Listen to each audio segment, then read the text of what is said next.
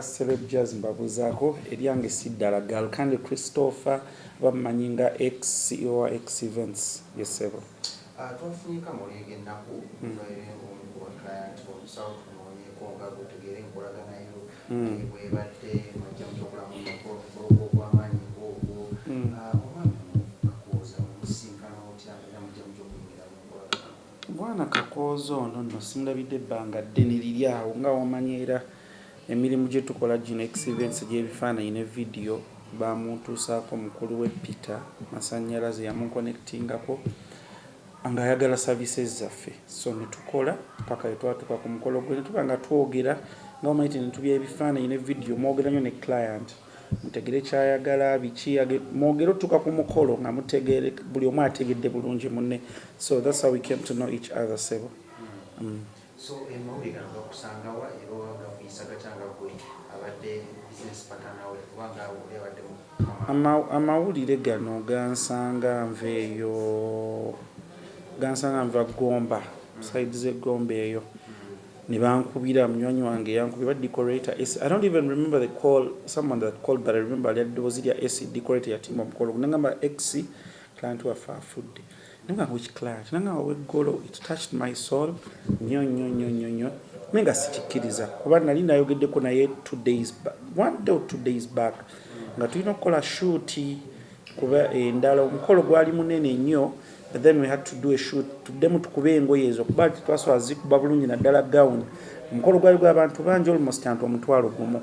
nga tupapa tukola ki, so ne twadvisinga tuleke omukolo guflowinge ebifaananyi ebimu bino ebyabwe tujja kubiddamu mo portraits zebaagala nga mu madiiro biki tujja biddamu because normally tukikola mu mikolo naddala gy'abantu abangi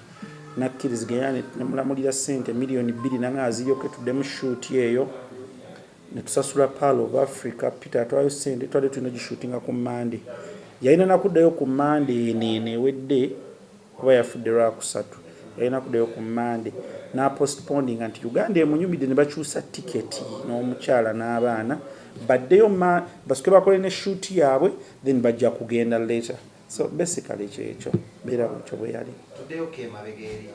when you got into contact naye how was he a jolly person yali muntu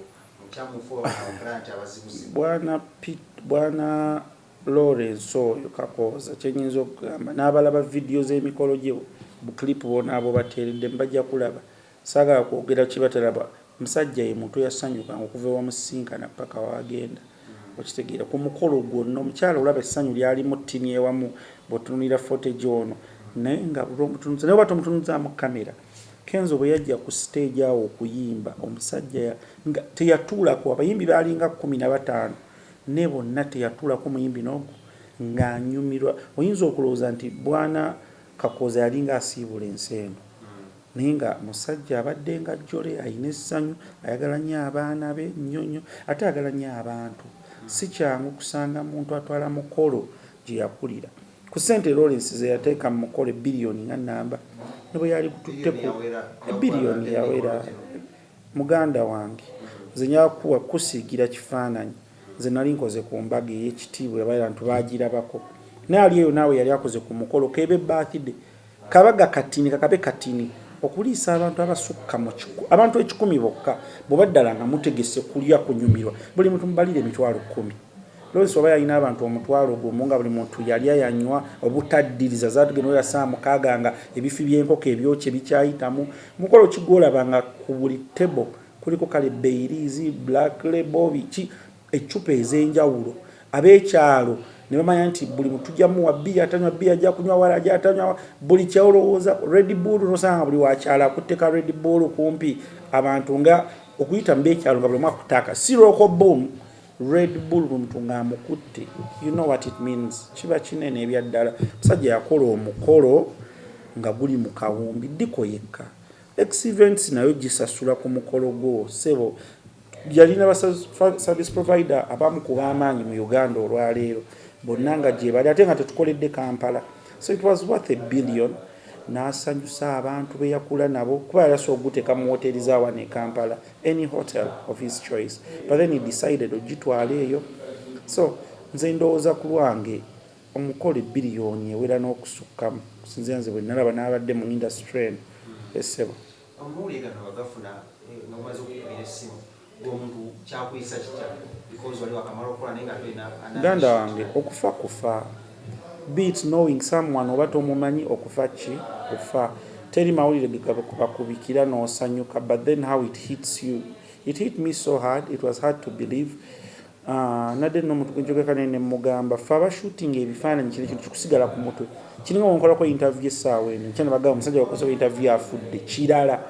ojjukira buli moment okuva etwasinkanye ku mulyango we tutudde muno ombuuza ebyombuuza you get so nze nga omuntu yali director ku mukolo ogwo yalaba omusajja process yonna kiri so tormenting naye tulina okukkiriza yinza kubusabusa nteekateeka za Mungu okufa kufa bo waliwo okujja Paulo Kafeera agamba waliwo okujja nga kutiisa ate ne kutuleetera n'endowooza olowooza ebintu bingi okitegeera omwami yawasa omukyala bava ku mukolo ennaku 3 mukyala n'afiirwa taata we aba yakamufiirwa atafiiriddwa omwami kati bw'otaba mukkiriza nnyo oyinza okutandika okweraguza n'okulowooza ebintu ebyaki ebyenjawulo ebyesitaani ebya shiriki naye tulina kubeera bakkiriza however hard it hits however hard very hard to take it and crush it down the heart it's really hard naye tulina okukkiriza nti Katonda bw'ati bw'ateeseteese tewali kyakukola one of those expensive companies in Uganda. So said the all that money just tezawera miliyoni nkaaga but all I can tell you is twasasula sente ezijja mu mulimu gwe tukola obutali busente okitegeera Lawrence yajjanga n'akubuuza ogenda kukola mpa package yo ne mwa package yange ya miliyoni 15 naye eyo miliyoni 15 mba mu bantu 2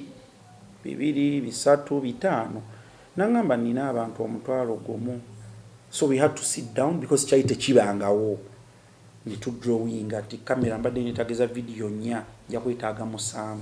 nja kwetaaga ronini nja kwetaaga chi lens nja kwetaaga 70 to 400 byo mbadde nkozesa 200 because wano si kyangu sanga mukolo nga gutuka ku lens ya 400 ebiseera ebisinga tukoma ku 200 so we had to get all the equipment and gear lighting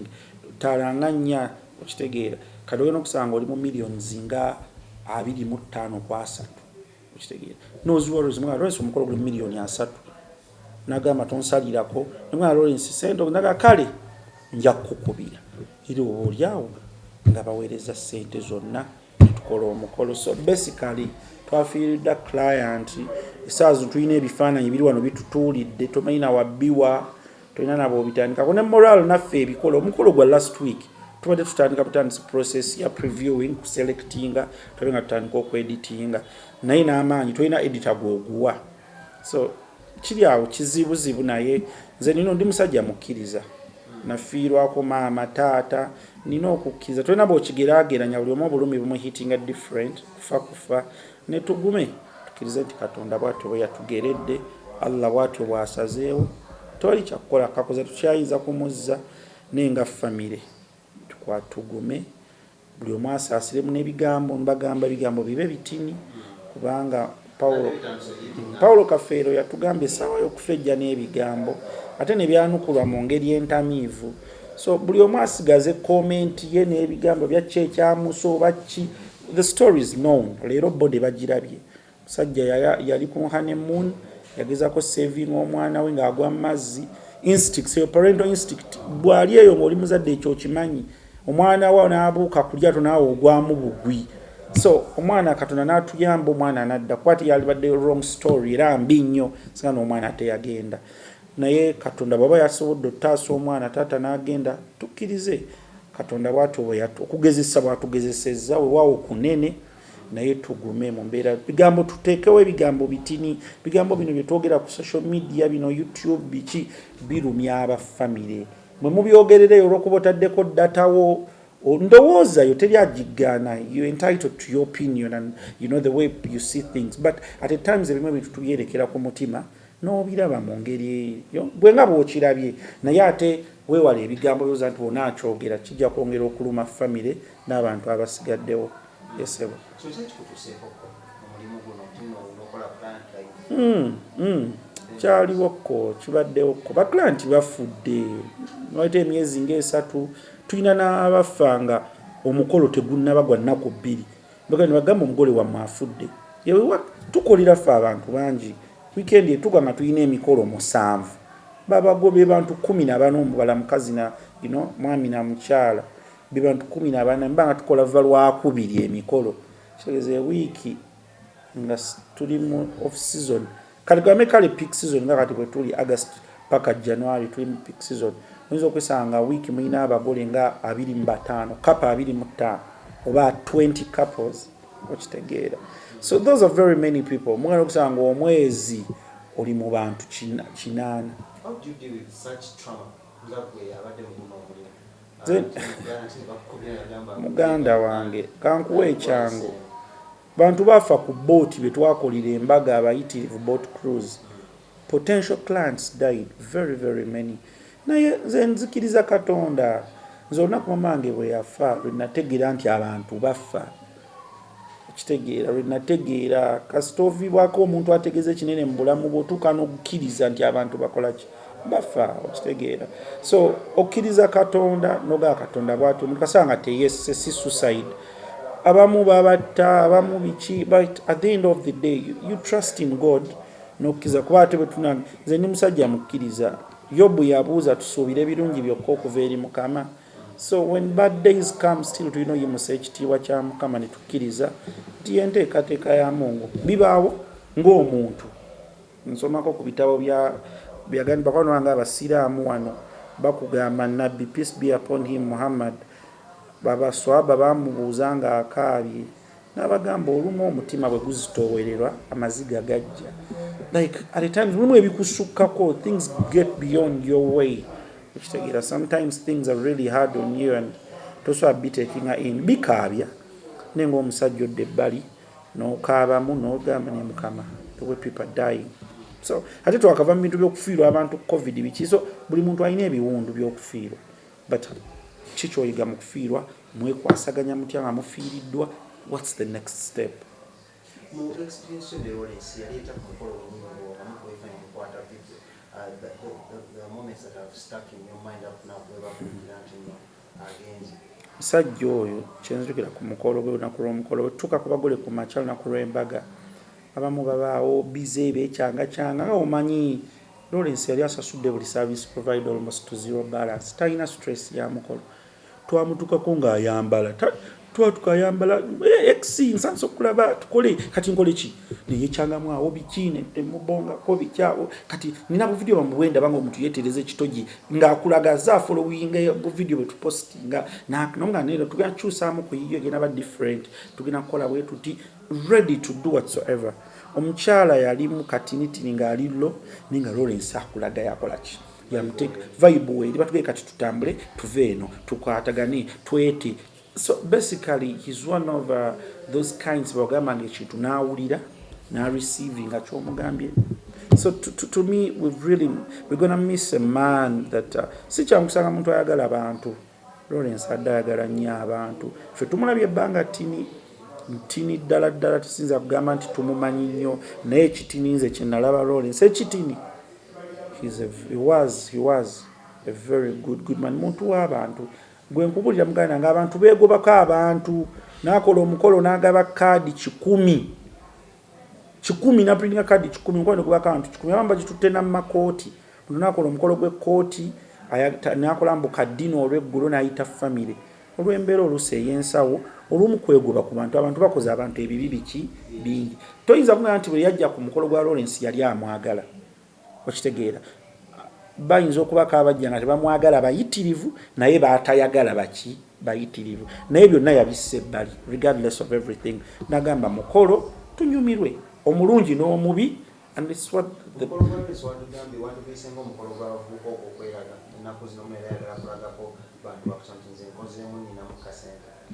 ndowooza bannafu okugaa nti yali agala kweraga omanyi okweraga is relative mu luzungu kugamba kintu kya minzaani kiringa ga nti golaba omuwala nti mulungi ayinza oba gwe mulungi nga nze si mulungi. So beauty is relative, kweraga is relative. Oba oyita ku muntu nga yamusize emmotoka otadde waggulu agamba weeraga n'oli mu SC kyekyaguze emmotoka. Lawrence yayagala kukola mukolo gusanyusa abantu ebyawandiikibwa bijje tubiraba kuva ku mbaga ya Kaana. Yesu bwe yafuukola omwenge biki yali yeeraga, tekwali kweraga. Era Bayibuli bw'osomawo batugamba you serve ku mukolo gwo gabulagala naye omwenge omulungi gutegeke gubenga gwa kusanyusa abantu bo. Lwaki olowooza Yesu yagukola n'agamba nkoze omwenge mugabule? So ate onaagabula kyekitali obantu of course. So yakola ekyo ekimusuubirwamu. Batugamba Allah wakusitula atereka kwefeebya. Mungu akuwadde ku ssente ate okyali emmere y'akabakuli ey'$2,000. Abantu balabire ku kinti Katonda akola. Okitegeera. Era nze Lawrence we yakola omukolo kyandaga nti kikulaga nti abantu abamu basiima Katonda by'abakoledde. Twakuba fireworks eddakiika 100 nga buli muntu atunudde waggulu wa ne zitama abantu. Naye ng'abantu bali happy. Era nze bwe nazitunuulidde nga naane Lawrence kuba nina clip ng'atunudde bw'ati mu bbanga ne ngamba ndowooza Katonda this was his last minute oba moment on earth. Naye bwe bityo bwe byali si kweraga bwe bityo bwe byatambula.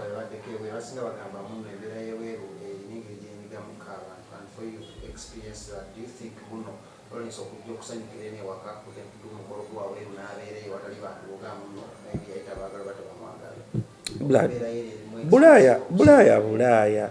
okitegeera. Home is home. Kyomukolo gunyuma nnyo tunulako omumanyi eri tuba ku mawanga era abali eyo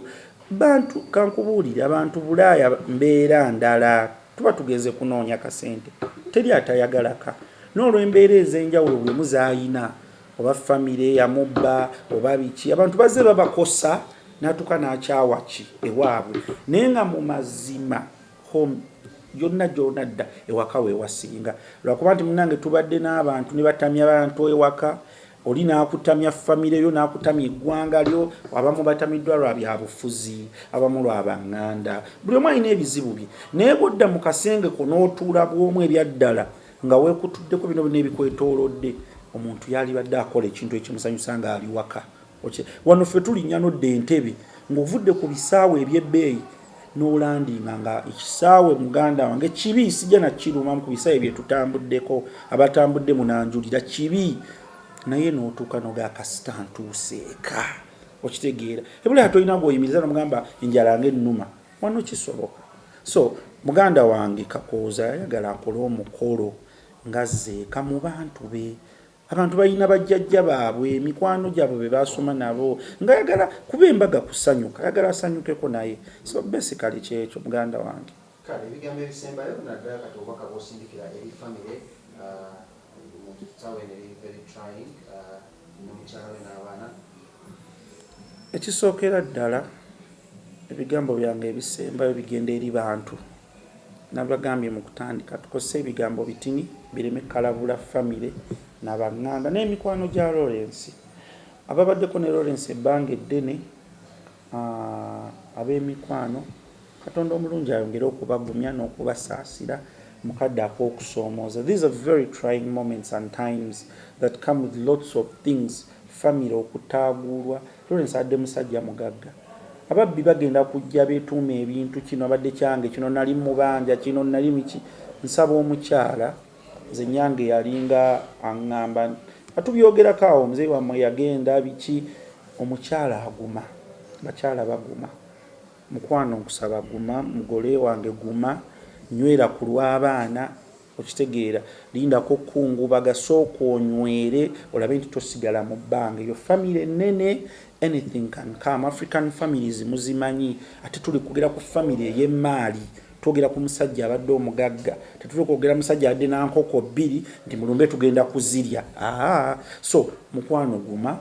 Katonda akusibe ekimyu ekyokunywera ogume ng'abakyala ab'Ebbulaniya Bayibuli beetubulira ogume onywere olabe nti ate oyimirawo ku lw'abaana bano kuba singa ate onaakaaba mu kaseera kano kijja kuba kibi ojja kukungubagedda. So stand firm. I'm talking to my bride. Stand firm, gather yourself. It's hard. Nesaba Katonda tukusabira akusibe ekimyu onywere oyimirirewo ku lw'abaana bano kuba bano bamulamu si bajajinga but we are talking about African society. Waves can keep coming okuva mu mikwano ate musigale mu bbanga kya kyamukisa mulungi oba Katonda yatusaasidde Lawrence agenza okufa ng'oli mukyala wa mpeta.